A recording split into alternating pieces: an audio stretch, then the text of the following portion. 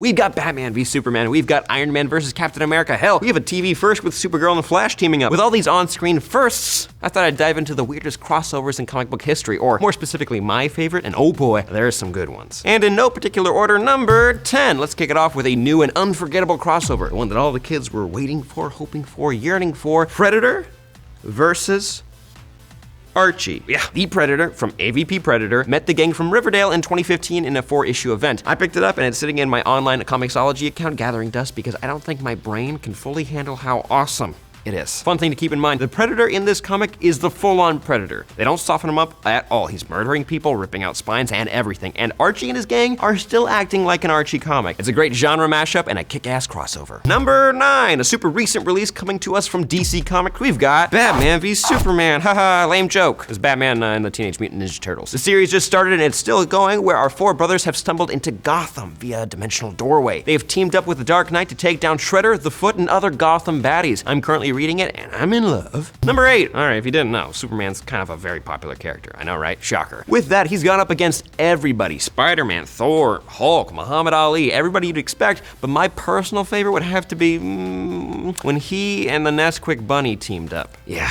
Superman was taking on the Weather Wizard and he just wasn't strong enough to defeat him for some reason. It's just a dude with a wand. Guess the only weapon against a bad case of ice is a cool glass of Nesquik. God, so fucking stupid. You know, I actually hope this story's canon. It probably isn't. That way the Quick Bunny can show up in Justice League Part 2. That'll make the movie more fun. Number 7, manga fans and MCU lovers, hold on to your butts. You guys ever heard about the time when your favorite Marvel heroes took on the Titans from Attack on Titan? You have? Well, that makes sense. It's really popular. It was actually a commissioned comic for Brutus magazine in Japan, but then got added to Marvel's Secret Wars issue 0 as a little bonus. It wasn't very long at all, but it does tell a what-if story of a time when the Titans invaded New York City and the Avengers have to take them down. I read it and I enjoyed it. Next. Number 6, the ever-popular Punisher just made his MCU debut in season 2 of Netflix's Daredevil, but before he stumbled into Hell's Kitchen, he was actually busy protecting / teaming up with Eminem. Slim Shady, the Slim Shady, yeah. In this story, the Parents Music Council hired an assassin to kill Eminem to save their children. So the Punisher steps in to protect him. Guys, I gotta warn you, there's a lot of rapping in this comic. Like, so much. Like, Eminem is rapping his own lyrics when he pistol whips Punisher. Yeah.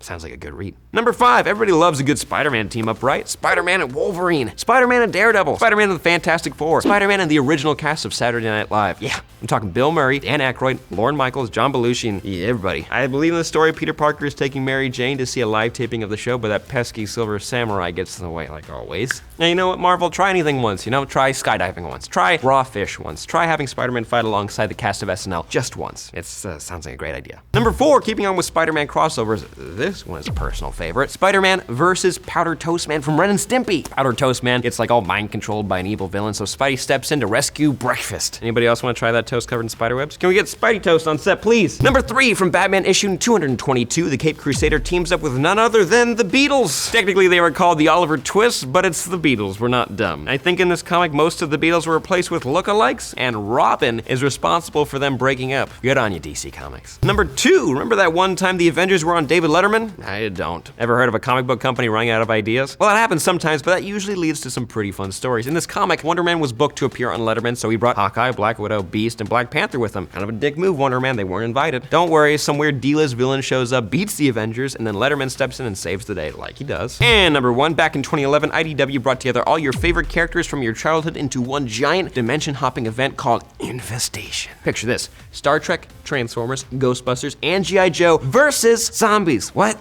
I don't know. The characters don't even hang out in the same room together, but they're all fighting the same virus, so it counts. And that's it for my list, but a few honorable mentions. We got DC versus Colonel Sanders, Archie and Punisher, Godzilla and Charles Barkley, Jimmy Olsen and Don Rickles, Star Trek and X-Men, Star Trek and Green Lantern, and any time the Justice League and the Avengers fought. Oh, there's also that one time they all merged together in the Amalgam comics, and if you guys want me to talk about those, let me know in the comments down below. And that's it from me, guys. Which one of these crossovers was your favorite? Which one would you want to see on the big or small screen? I vote Archie versus Predator live action, or Teenage Mutant Ninja Turtles and the Justice League Part 1. That movie's gonna need a joke or two. Dear Lord. Batman v Superman was about as much fun as a history of dentistry documentary. Anyways, don't forget to like this video, comment down below, and share this on Facebook if you wouldn't mind. I'm Sam Basher, and I'll see you next time.